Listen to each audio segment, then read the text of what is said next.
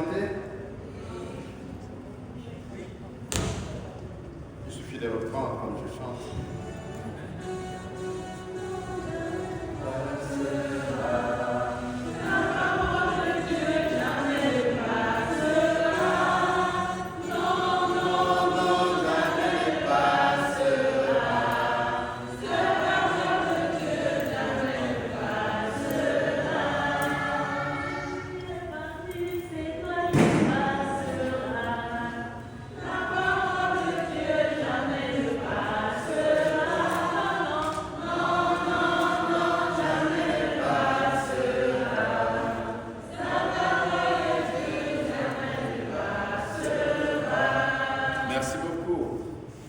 La parole de Dieu jamais ne passera.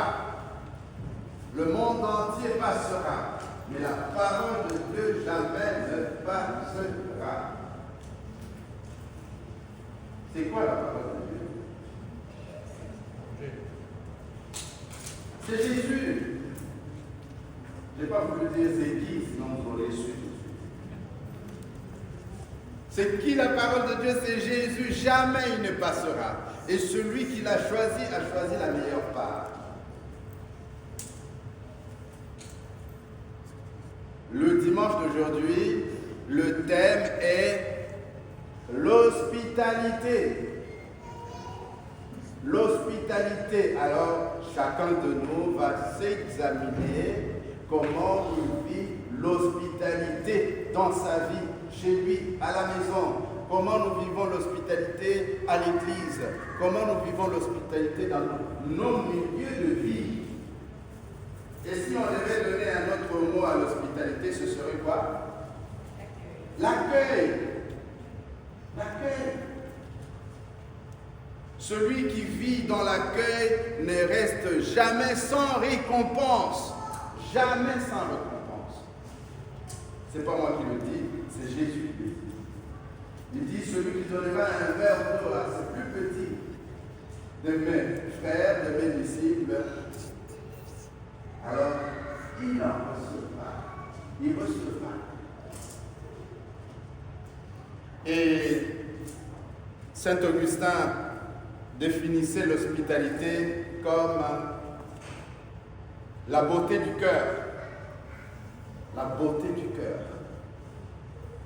C'est là qu'on voit, qu'on découvre un chrétien, un bon disciple de Jésus.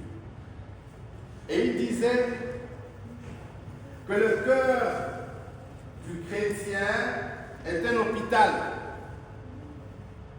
C'est curieux, hein? Le cœur d'un chrétien, c'est un hôpital. Pourquoi? Comment vous appelez hôpital en anglais? Hospital. Hospital. Donc l'hospitalité découle de l'hôpital. Et comment le cœur d'un chrétien est un hôpital? Parce que c'est le lieu de l'accueil de tous les démunis, les sans-abri, les blessés du monde. Et une fois qu'ils sont guéris, comme à l'hôpital, le lit reste libre pour accueillir un prochain. Alors là, je voulais vous amener à faire le lien entre le bon samaritain et Marthe et Marie. Le dimanche passé, nous avions lu le récit du bon samaritain, où Jésus lui-même s'est présenté comme le samaritain. Le samaritain, c'est Jésus. C'est Jésus qui va ramasser tous les blessés de la rue et il les amène à l'église. Et l'église, qui est appelée à vivre de l'hospitalité, alors il est appelé dans ces récits comme l'aubergiste. Alors il l'amène à l'église, à l'aubergiste, à toi, le chrétien, à toi, le disciple. Et il te dit, je ne te laisse pas me réduire, je te donne 2 pièces et à mon retour, ce que tu auras dépensé en plus, je te le rendrai. Le retour, c'est quoi? C'est la parousie. Et chacun de nous a reçu les talents pour les mettre au service de ce que Jésus nous apporte, nous amène, pour que nous puissions pratiquer l'hospitalité. Dans la première lecture, nous avons vu la récompense d'Abraham pour avoir pratiqué l'hospitalité. Vous ne savez pas qui vous accueille devant votre maison. Vous ne savez pas qui vous tend la main sur la rue. Nous les appelons parfois les itinérants, les mendiants, la manche. Vous ne savez pas qui vous accueille. Le Seigneur nous a dit que le jugement dernier, comme nous l'appelons, consistera justement à l'accueil.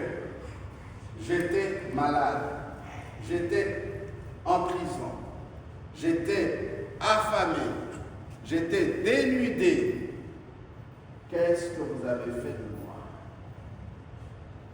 Alors Abraham, pour avoir pratiqué l'hospitalité de ces 3 messagers, 3 passants qu'il appelle à la 3e personne du singulier, ou la 2e personne du singulier, en une seule personne, mon Seigneur, prenez place. Mon Seigneur, vous n'allez pas passer comme ça. Asseyez-vous, qu'on vous apporte de l'eau pour que vous puissiez vous rafraîchir. Bon, on va vous préparer quelques galettes. Alors, la récompense, c'était laquelle? La promesse de l'enfant. La promesse de l'enfant. Et ils étaient rendus à quel âge? Abraham, 100 ans. Et Sarah, 90. La promesse qu'ils avaient reçue pendant que Sarah avait 65 ans et Abraham 75, regardez les étoiles. Votre descendance sera comme les étoiles, comme vous ne pouvez pas les dénombrer, vous les comptez. Ainsi sera votre descendance. Alors il se disait, mais ce sera Élisée, mon serviteur. Et le Seigneur dit, non, ce ne sera pas Élisée. Alors ce sera Ismaël, l'enfant de mon sang que j'ai reçu, que j'ai eu par Agar, ma servante. Non, ce ne sera pas Ismaël. Vous ne savez pas combien vous laissez passer les dons, les chances, les grâces quand vous ne pouvez pas pratiquer l'hospitalité. Une autre lecture qu'on peut faire de ce récit, de cette première lecture, c'est que l'espérance ne trompe jamais. Romains 5,5. L'espérance ne trompe jamais. Voilà, à n'importe quel âge, c'est que Dieu a promis, il finit par le réaliser. Dans notre vie, souvent chez moi, en Afrique, on dit Dieu n'a jamais mis un point. Il ne se sert que des virgules et des points de suspension. Ça signifie que la phrase n'est pas terminée. Et le point final, c'est Dieu. Tant qu'il n'a pas mis un point final, les pages ne font que tourner. Ce sont les pages de votre vie. Et il finit par réaliser, c'est peut-être à quoi vous ne vous attendiez pas. Si vous êtes dans une situation où vous pensez être dans la désespérance, où vous pensez que Dieu vous a abandonné, où vous pensez que vous ne pouvez plus rien réaliser dans la vie, alors détrompez-vous, confiez-vous au Seigneur et pratiquer l'hospitalité, accueillir le Seigneur et il finira par réaliser ses promesses. Et quand Paul, dans la deuxième lecture, nous dit « c'est que ce qu'il reste au Christ accompli la souffrance sur la croix, moi je l'accomplis pour vous, pour ce corps qu'est l'Église ». Ça ne signifie pas que Jésus avait encore d'autres souffrances qu'il n'avait pas vécues, mais ça signifie que c'est l'Église, comme nous le lisons dans 1 Corinthiens 12, c'est l'Église corps du Christ qui continue à souffrir au nom de Jésus-Christ. Lui, il a souffert pour nous, alors nous souffrons maintenant à cause de son nom. Et nous avons accepté la souffrance comme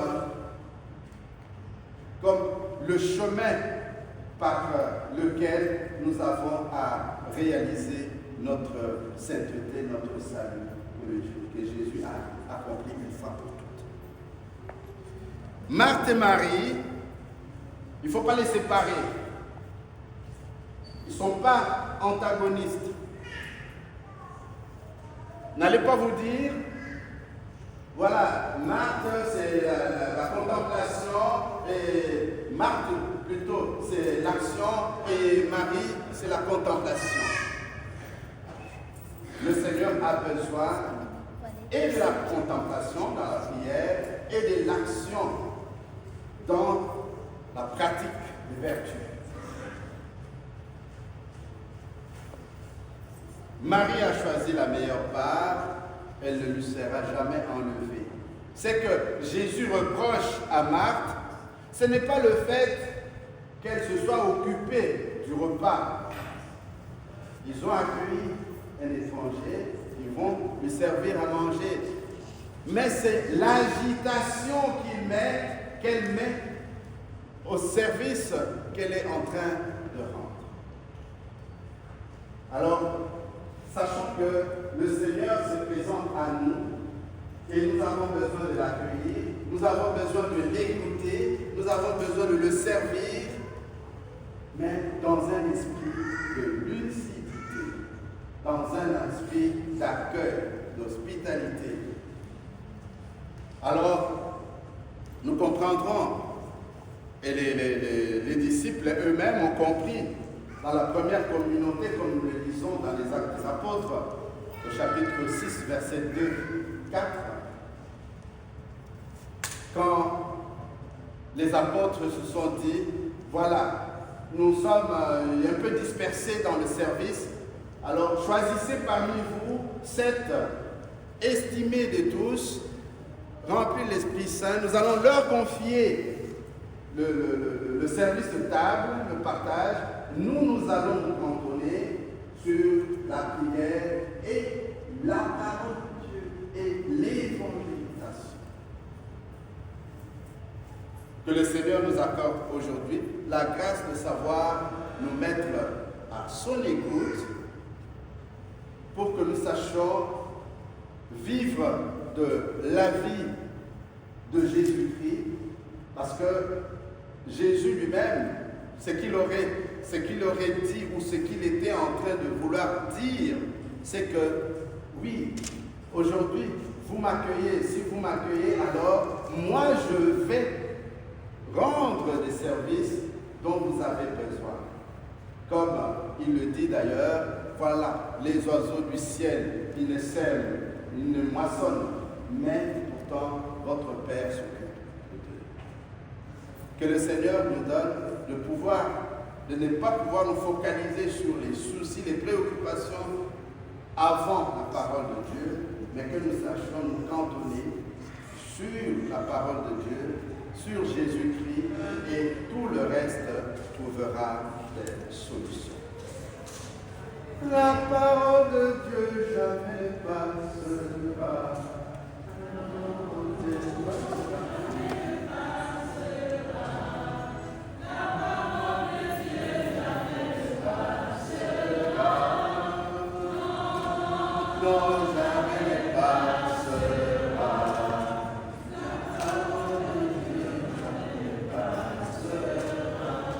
Au nom du Père et du Fils et du Saint-Esprit. Amen.